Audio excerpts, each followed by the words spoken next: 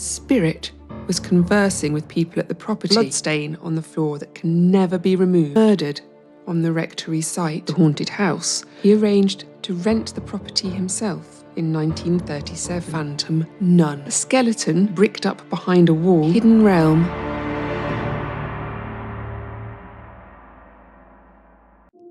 Delving into the realms of mysteries, beliefs, ghosts, legends, and the unexplained has been a thrilling and at times terrifying journey for me since I was 10 years old and picked up 3 very different books. The Reader's Digest, Mysteries of the Unexplained, and Folklore, Myths and Legends of Britain at my grandparents' house, and the Usborne book All About Ghosts at the local library. Those books stuck in my mind, as did the grainy black and white photographs they had in them of ghosts at Raynham Hall and the Queen's house at Greenwich, and the dreadful glowing eyes of the phantom passenger who appeared in an otherwise unremarkable photo of a man in a car. I believed completely, and my imagination would cause me to assign a supernatural explanation to any strange occurrence.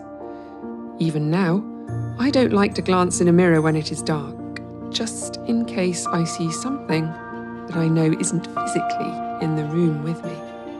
Whilst I've developed a stronger sense of reason as I've grown older, become more sceptical, understood the need to create explanations for what seems inexplicable, I've not lost the sense of wonder that these places, stories, and accounts stir in me. There's a particular double-page spread in the Usborne book that I would sit and look at time and again, which set out, with appropriately spooky images, the things that can happen in a house to indicate it is haunted. These include curtains swaying in the breeze, the sound of slow footsteps, a skeleton bricked up behind a wall, thuds, groans, and a bloodstain on the floor that can never be removed, as well as ghostly figures.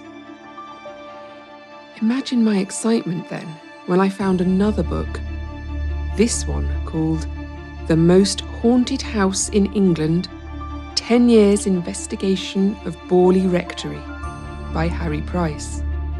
This was published in 1940 and includes everything you could want in an exploration of a haunted house.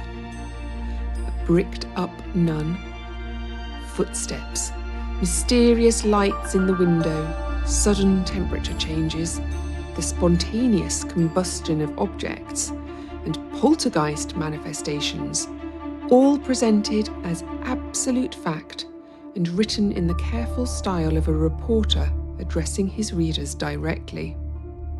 Harry Price has been described as a fascinating and provocative figure.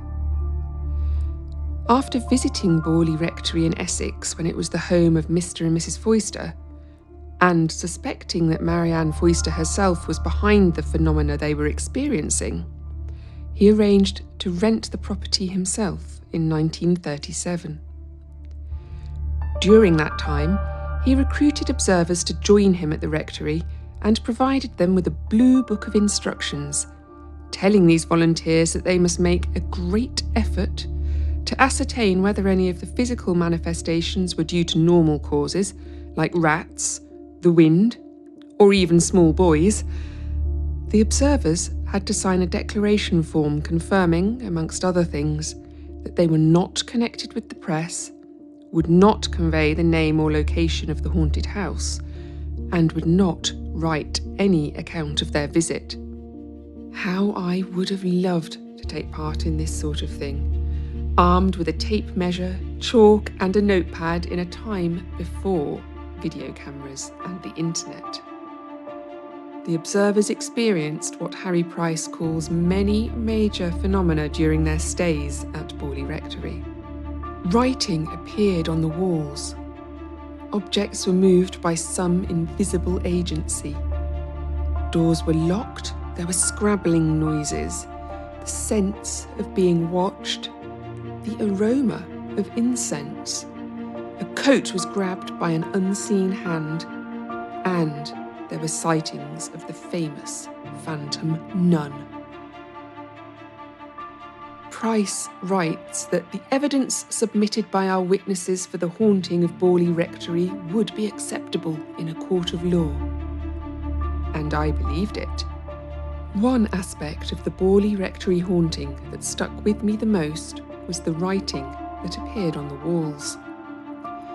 Price's book included images of some of the scrawled messages in which it seems that a spirit was conversing with people at the property. And again, he reported this as genuine, with evidence that cannot be shaken. Perhaps it was the presentation of facts and figures by Price that got to me. Or maybe it was the careful reproduction of the results of séances in which a young nun named Marie claimed to have been murdered on the rectory site and was writing pleas for help. "Marianne, please help me get out."